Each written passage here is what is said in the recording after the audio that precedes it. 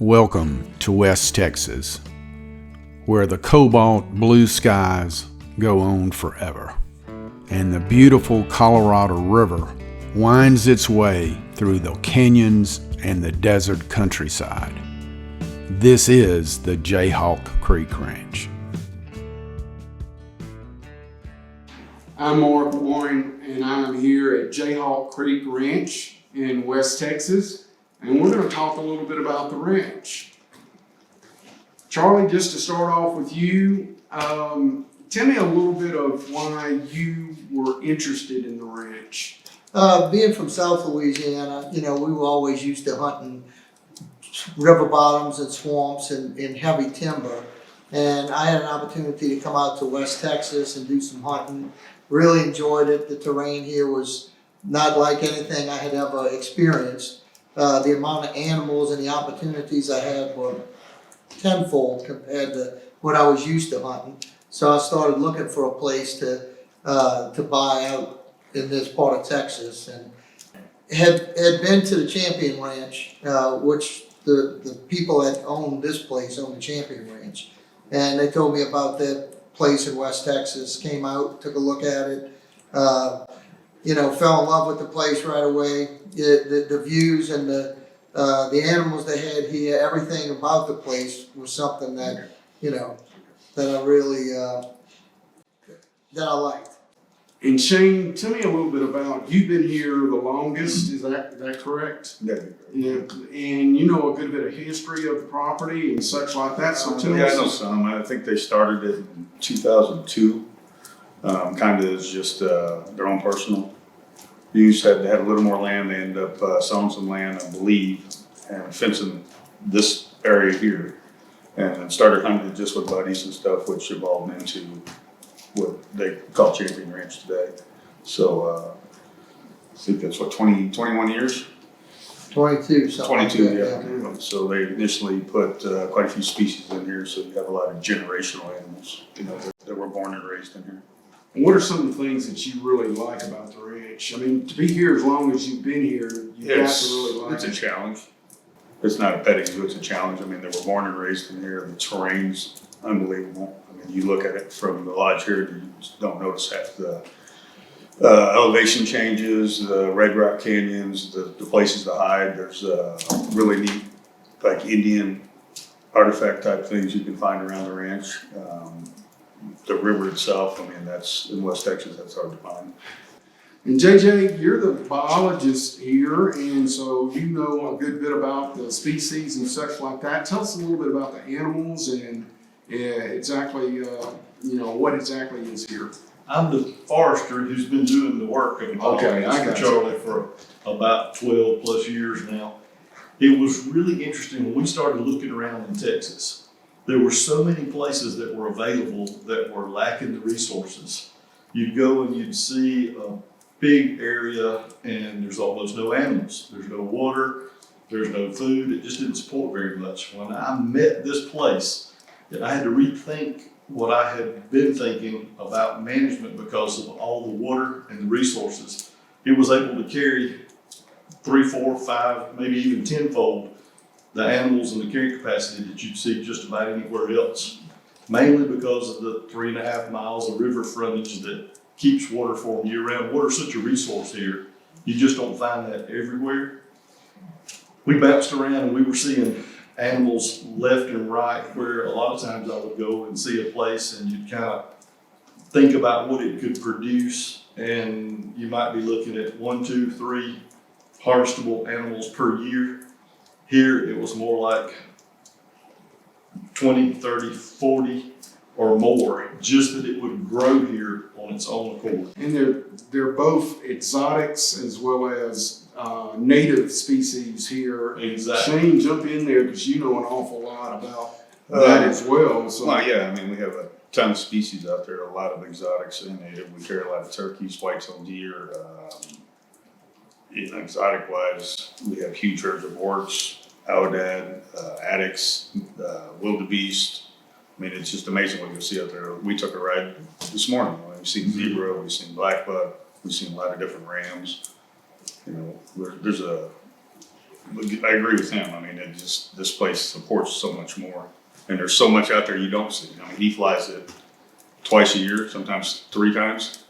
I mean, you're in the air above us for 2 hours and you won't see even a handful on the ground of what you can see from there. And then by you start putting them together, we have a ton of animals. I mean, You know, the fact that you have 3 or 4 generations of animals here, that if you go hunting, more than likely the animal you're gonna kill was born and raised here.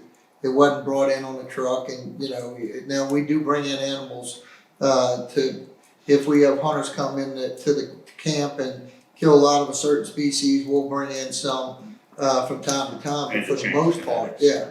But for the most part, everything was born and raised here. In fact, there was one species that you had mentioned that you actually had to, you sold some of those because they were producing so many, and so forth. I thought that was really interesting. Yeah, and you know, we have our oryx and aoudad and Pierre David's, where we're into the hundreds and hundreds of animals, in which just too many.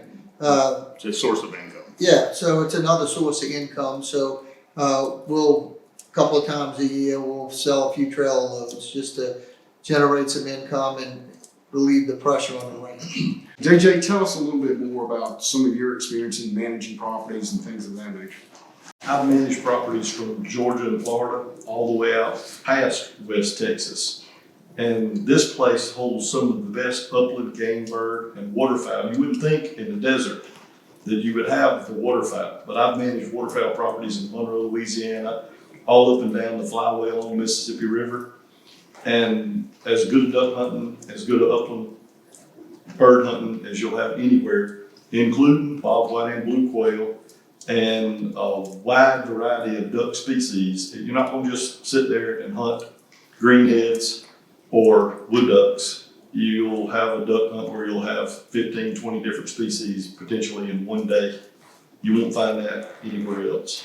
I thought it was interesting that, you know, to me, and I'm not native, of course, to here and such, but it looks so dry, but y'all have actually got a creek, Jayhawk Creek, as well as the Colorado River that are flowing through the property. So from a water standpoint, it sounds like you've got water pretty much all year. You know, we have the oasis, the catfish pond, we have a bunch of retention tanks out. I mean, there's more water here than I've seen anywhere else. Yeah, you know, and in out West Texas, especially this far west, water is everything. It's king.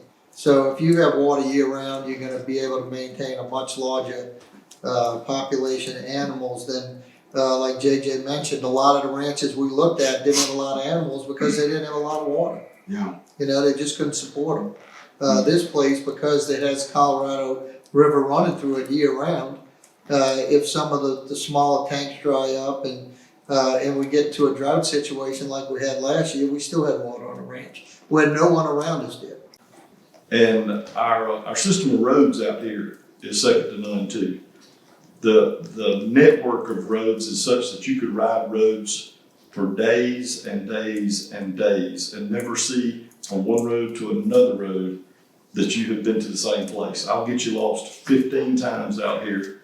Charlie mentioned, and I have to agree now that I'm only ridden around it a little bit, but instead of 2,300 acres, it hunts like 7,000 acres. Exactly. Yeah, The topography out here makes it even seem larger because there are places that would resemble the African flats, the sandy areas where you've got wide open areas of grassland with a few cactuses and mesquite. There are other areas where you're really thick with mesquite and cactus and you can't see 20 yards in front of you.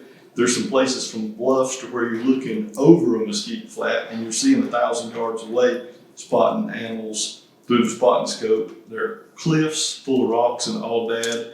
There are flats full of elk and hoofed animals like water buffalo and Watusi, and it's just a wide, diverse topography.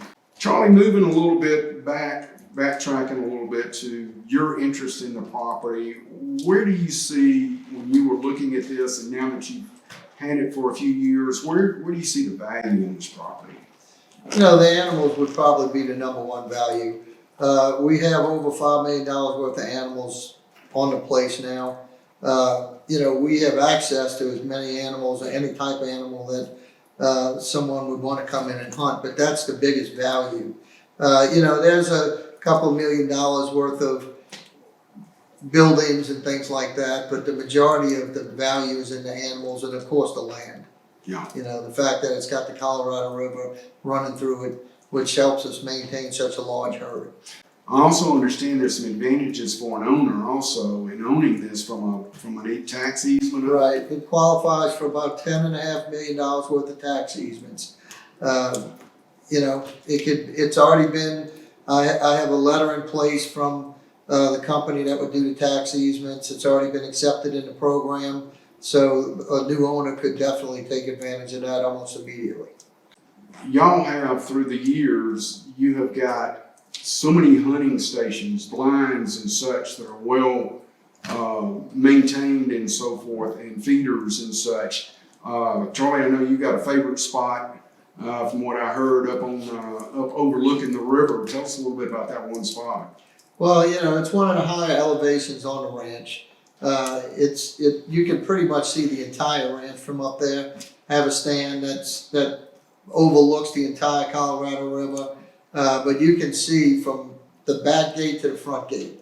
And I love to sit up there and just glass and see what's moving around in the mornings and the afternoons. It's a great place. Let me change gears just a minute here. Yeah, beautiful facility, and there's things other than just hunting here. So if one of y'all tell me a little bit about the lodge. Yeah, we have 5 bedrooms here for guests to stay in. The main lodge that's what we're sitting in. It's a kitchen area in this great room here, trophy room, whatever you want to call it. But the way this lodge is designed, if someone's up drinking at the bar or shooting pool and playing loud music and you're tired and you want to go to bed, you go outside, walk down the path, and you go into your own room. So it's not like it's all enclosed in a house or a large camp where you're listening to the music or people cutting up late at night. So, that's a big plus for us here because not everybody wants to stay up late. And I noticed last night, you go to a lot of hunting camps and such, and there's no insulation, and you hear everything that's going on. We couldn't hear anything from our room, so I thought that was. Well, JJ gets loud. Yeah. He likes getting up on the pool table. Yeah. Now, in addition to the 5 suites that are set up for the hunters, we've got a suite that's almost set up like an owner suite that's separate completely, and we've got the Buffalo Lodge, which is set up separate and completely where you have a place for an office, and it would sleep another handful of people. The staff facilities, the owner facilities, the office, and the 5 suites that are set up for guests, there's roughly 46 beds total. Okay. Toward the back end of the property, you have a swimming pool. Is that? There's a swimming pool with a casino on the back end of the property.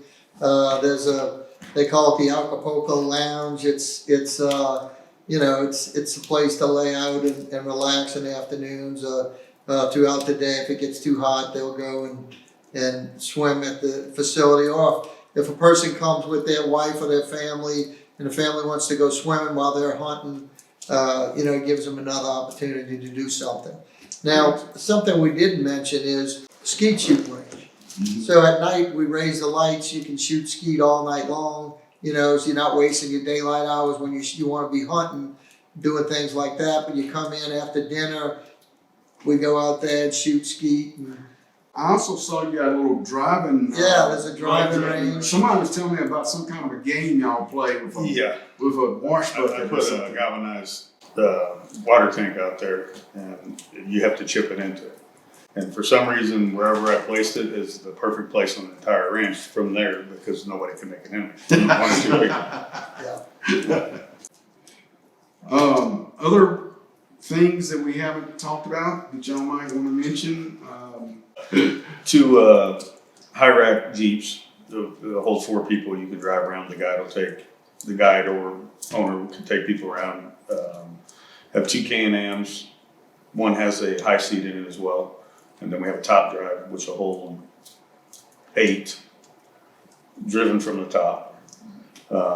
Multiple other smaller vehicles just for ranch work or Well, guys, look, thank you for your time. I know they're about to fix lunch in here, so I really appreciate the time y'all have taken, and we'll just go from there.